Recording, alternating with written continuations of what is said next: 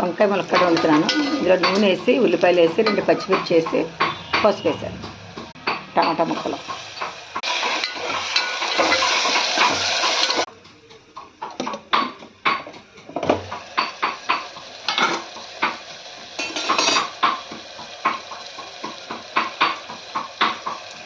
ఉప్పు సరిపడా.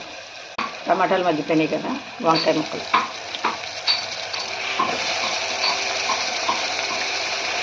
తల్లి వెల్లుల్లిపాయ అల్లం వెల్లుల్లి చేత కొడుతున్నారు చూడండి. అది కొట్టిన అల్లం వెల్లుల్లి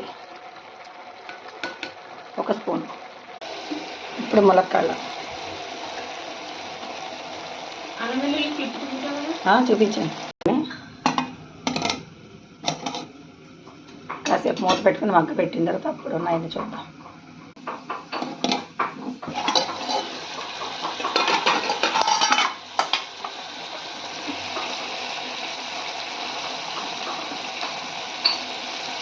కొంచెం పసుపు అంటే ఉల్లిపాయల మీద కొంచెం వేస్తాను, ఇప్పుడు కొంచెం వేస్తాను.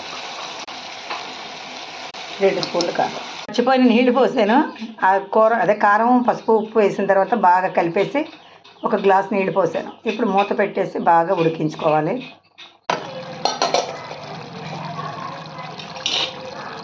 కూర ఉడుకుతుంది. వంకాయ ములక్కాడ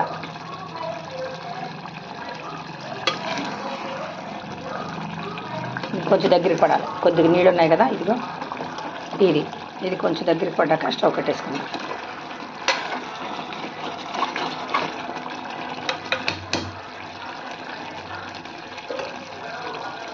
కూర దగ్గరికి పడేటప్పుడు కరివేపాకు వేసి మూత పెట్టుకుంటే బాగుంటుంది.